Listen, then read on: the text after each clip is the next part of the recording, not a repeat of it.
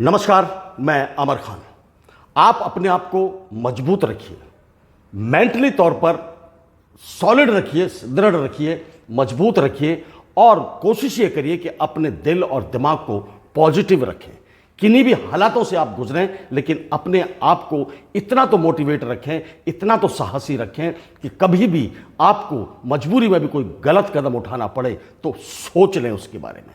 आजकल के दौर में यह सोचा नहीं जा रहा है और ख़ास तौर से दुख मुझे इस बात का है कि आदमी तो आदमी, महिलाएं जब इस तरह के कार्यों को अंजाम दे रही हैं तो सबसे शर्मनाक बात है।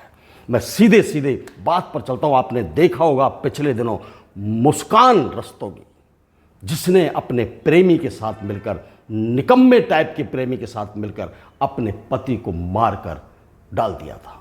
उसके बाद एक महिला की और खबर सामने आई थी कि उसने अपनी मुंह दिखाई के जो पैसे उसको मिले ससुराल में, उन पैसों से अपने पति को ही मरवाने की सुपारी दे दी और मार दिया। तीसरा सनसनीखेज जो सामने आ रहा है, जो समाज को झकझोर रहा है, समाज को सोचने पर मजबूर कर रहा है, महिलाओं, बहन और बेटियों के प्रति जो लोगों के दिलों में इज्जत थी, मान था, सम्मान था, एक कद था, वो सब शक के दायरे में आ रहे हैं। सोनम रघुवंशी एक अच्छे खासे परिवार से ताल्लुक रखती थी, इंदौर की। प्लाईवुड का काम था, बिजनेस था, लाखों करोड़ों का। भाई और उसके पापा उसको संभालते थे। उसी कंपनी में सोनम एचआर का काम देखती थी, एचआर हेड थी। पूरी सैलरी बनाना, किसको रखना है, किसको नहीं रखना है, पूरे स्टाफ को संभालती थी। उसको सैलरी दी जाती थी। उसी कंपनी में एक राज कुशवाहा नाम का एक लड़का, एक ऐसा लड़का जो शक्ल से देखने में भिखारी लगता है, शक्ल से देखने में राक्षस लगता है। अब शक्ल की बात मैं इसलिए कर रहा हूं कि आदमी की जो अंदरूनी चीजें हैं, अंदरूनी जो उसके दिमाग में जो चल रही होती हैं खुराफातें, वो शक्ल पर जरूर आ जाती हैं। उससे उसके कुछ ना कुछ ताल्लुक बन रहे थे। वो उससे मिलती थी, जुलती थी, मतलब कहने का कि वो उसके नजदीक आ चुकी थी। जब आ चुकी थी तो ये बात परिवार को बता सकती थी ना, अपने बाप को बता सकती थी ना, भाई को, मां को, किसी को तो बता देती। उसके पिता ने उसकी शादी के लिए दिन मुकर्रर कर दिया और वो था 11 मई का। एक अच्छे खासे परिवार का लड़का देखा जिसका नाम था राजा रघुवंशी। ट्रांसपोर्ट का बिजनेस, वेल सेटल्ड परिवार, वेल एजुकेटेड परिवार, खुद राजा रघुवंशी वेल एजुकेटेड पर्सन। उन्होंने, पिताश्री ने देखकर कि परिवार हमारे मेल का है, हमारे जोड़ का है, अपनी बिटिया की शादी इसके साथ कर देते हैं। उस वक्त तक भी कोई हरकत सोनम के दिमाग में नहीं चल रही थी, बता देती। उसको ये लग रहा था कि मेरी शादी जबरदस्ती की जा रही है, तो उसको बताना चाहिए था ना। आजकल के पढ़ने लिखने का फायदा क्या होता है कि यदि आपके दिल में कोई बात है तो आप बता दीजिए उसको। नहीं बताई किसी को, लेकिन उसके दिमाग में तो एक ऐसा षड्यंत्र चल रहा था कि कोई बात नहीं, इनकी इज्जत के लिए मैं शादी तो कर लेती हूं, लेकिन इसको मैं मार दूंगी। लड़की के दिमाग में यदि इस तरह की बात चलती है और लड़की इस तरह के कामों को अंजाम देती है, तो आप समझ जाइए कि ये घोर कलयुग चल रहा है, कलयुग चल रहा है। कहीं किसी पर कोई विश्वास नहीं किया जा सकता। 11 मई को दोनों की शादी हो गई। उस शादी में राजा रघुवंशी बड़े प्यार से सिंदूर लगा रहे हैं, डांस चल रहा है, मस्ती चल रही है। दोनों परिवारों के लोग आपस में हंस रहे हैं, खेल रहे हैं। एक खुशियों का माहौल वहां पर बनाया हुआ है। फोटोग्राफर हर पल को अपने कैमरे में कैच कर रहे हैं। उस माहौल को देखकर कोई अंदाजा लगा सकता था कि जिसकी वजह से इतना बड़ा डेकोरेशन यहां पर किया गया है, इतने पैसे इस शादी में लगाए गए हैं, क्या उस लड़की के दिमाग में इतना बड़ा कोई पाप पल रहा है? कोई अपराध लेकर वो अपने दिमाग में घूम रही है? इतनी शातिर वो लड़की हो सकती है क्या? इतनी नीच सोच, गिरी हुई सोच की लड़की हो सकती है क्या सोनम? अब आप सोचोगे मैं क्यों कह रहा हूं।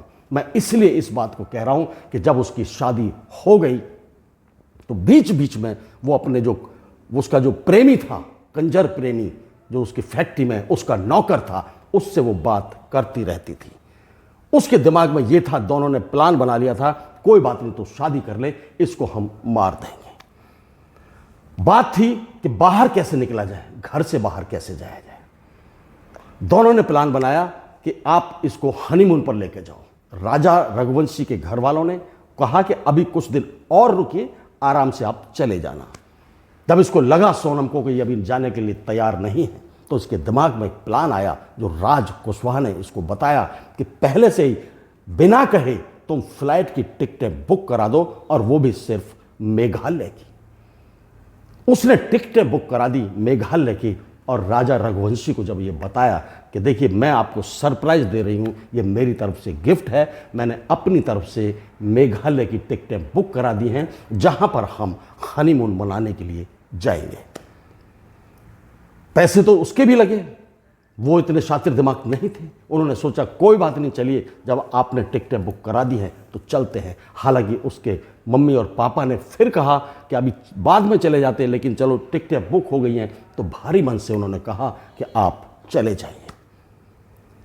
दोनों फ्लाइट से पहुंच गए मेघालय। लगातार सोनम का टच उस अपने प्रेमी राज कुशवाहा से चल रहा था। 2-3 दिन वो घूमे फिरे। इन बिटवीन वो राज कुशवाहा और उसके 3 दोस्त और उसने बुला लिए। पूरी प्लानिंग के तहत ये सेट कर दिया था मामला कि हम इस लड़के को, राजा रघुवंशी को मारना है, उसकी हत्या करनी है, इतना पैसा तुमको मिलेगा। 50,000 रुपये उसको एडवांस दे दिया और बाकी खर्चे के लिए पैसे दे दिए। जब वो घूम रहे थे, वहाँ बड़ी बड़ी पहाड़ियाँ हैं, नीचे पहाड़ियाँ हैं, जब वो घूम रहे थे, जब वो थक गए, तो लड़कों ने, जो सुनने में आया है मुझे, उन लड़कों ने कहा कि अब हम थक गए हैं, कल देखेंगे।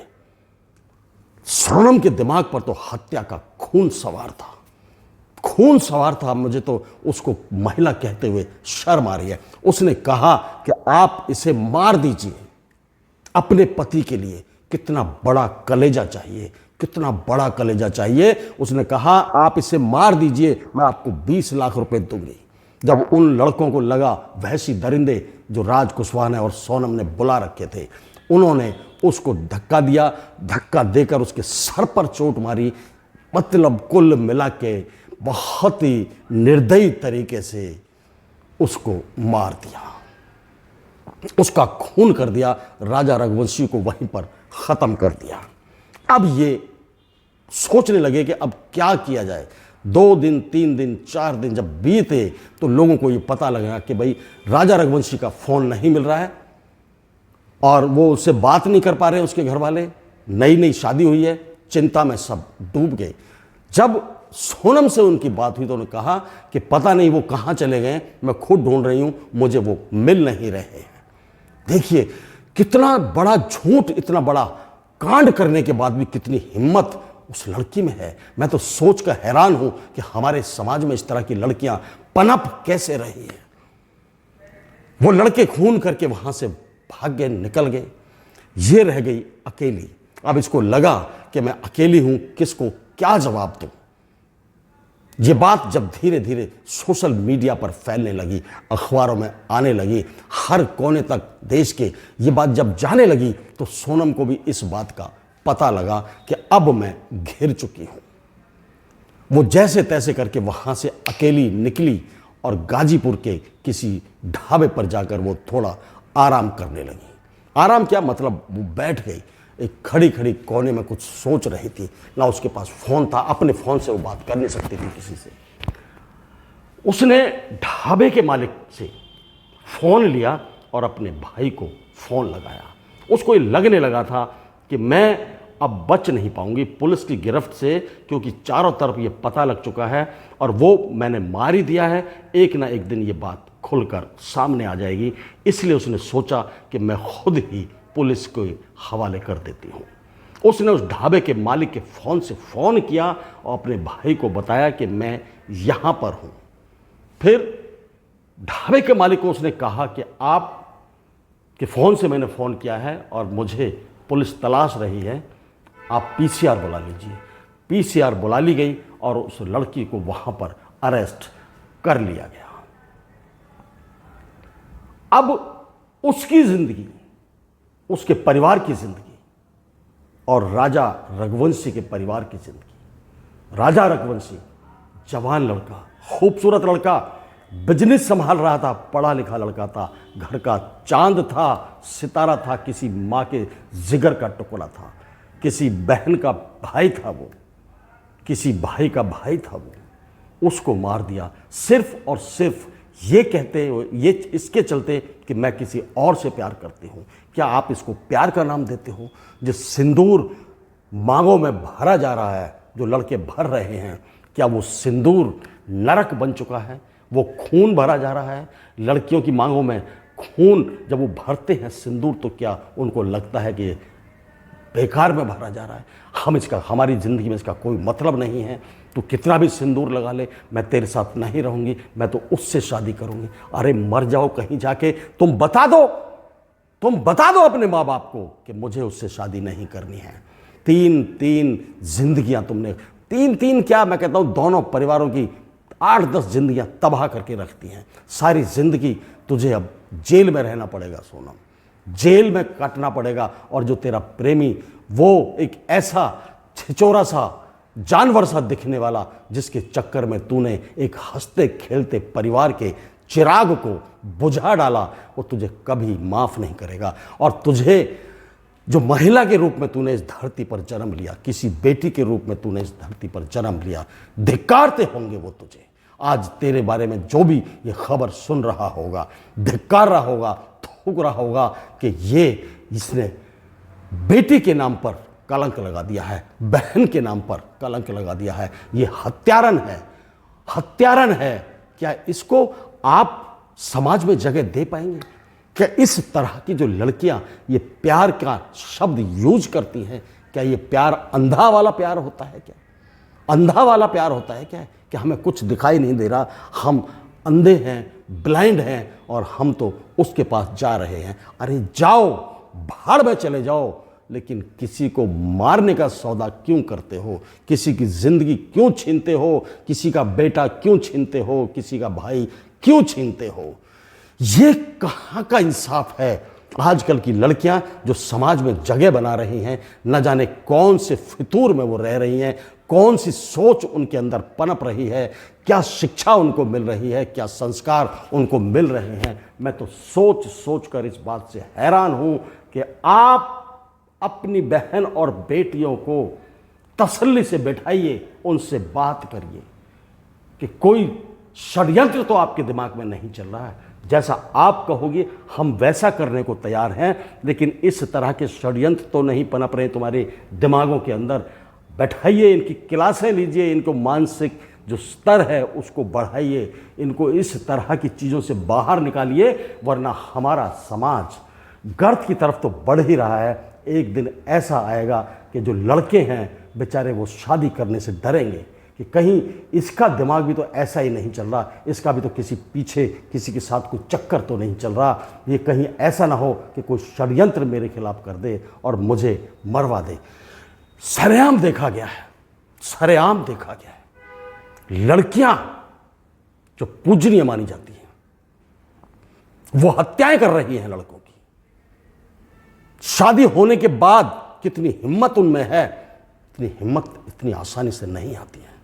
इसका मतलब तो यह है कि वो ख़त्म हो चुकी है। यहाँ से कुछ भी उनको समझ नहीं आ रहा है, कुछ भी उनको सूझ नहीं रहा है। सीधा सीधा पैसे देकर किसी की हत्यारे हमारे हाथ से, किसी चिड़िया के भी कोई पत्थर लग जाता है, चिड़िया को भी कोई खून निकल आता है तो हमारा दिल कांपने लगता है। लेकिन इस तरह की, मैं कहता हूँ, वैसी जानवर लड़कियां हमारे समाज में पैदा क्यों हो रही हैं, हमारे समाज में बढ़ क्यों रही हैं? हर रोज आपको देखने को मिल रहा होगा, सुनने को मिल रहा होगा कि इस लड़की ने अपने प्रेमी के साथ मिलकर अपने पति को मरवा दिया। एक माँ ने अपने दामाद के साथ मिलकर अपने पति को मरवा दिया। एक बेटी ने अपने बाप के साथ मिलकर अपने पति, सारी जो चिंगारियां हैं वो पतियों पर फूट रही हैं। पतियों की जिंदगी इस वक्त पता नहीं, ये चीज़ें जब समाज में आती हैं ना तो हर आदमी सोचता अच्छा तूने मुझसे ये कहा था, मैं भी ऐसा कर सकती हूँ, मैं भी ऐसा कर सकती हूँ, मैं भी ऐसा कर सकती हूँ। ये चीज़ें जब घूमती हैं, जो अनपढ़ जाहिल लोग जो करा करते थे, वो आज पढ़े लिखे लोग कर रहे हैं। इससे बड़ी शर्म की बात हो नहीं सकती। सोनम के परिवार की मैं जो जानकारी आपको दे रहा हूँ, हालांकि देख लिया आपने कैसी घिनौनी लड़की उनके घर में पैदा हुई, घृणात्मक तरीके से वो रह रही थी, चल रही थी, और उसने जो इस काम को अंजाम दिया है, वो मैं कहता हूँ इतना इतना दर्दनाक, हर किसी के दिल में ठेस लगी है, दुख पहुंचा है। माँ बाप डर रहे हैं कि हम अपने बेटे की शादी कर रहे हैं क्या, या इसको सारी जिंदगी कवारा बिठा के रखें। सोनम रघुवंशी नाम, स्थान इंदौर, इंदौर में पैदा हुई, ग्रेजुएट लड़की थी, पढ़ी लिखी लड़की थी। पति का नाम राजा रघुवंशी, जो आज नहीं है। हफ्ते 10 दिन के अंदर ही अपने ही पति को मरवा दिया, हत्या करवा दी। पिता हैं देवी सिंह, देवी सिंह है, प्लाईवुड का इनका बहुत अच्छा बिजनेस है इंदौर के अंदर। इनका एक भाई है गोविंद सिंह, और माता श्री का नाम पता नहीं लग पाया। खैर, क्या इसके बारे में आपको जानकारी दूं, जो घटना हुई है बेहद दुखद है। इस पे सरकार को संज्ञान लेना चाहिए और इस तरह की लड़कियों को सख्त से सख्त सजा देनी चाहिए। नमस्कार।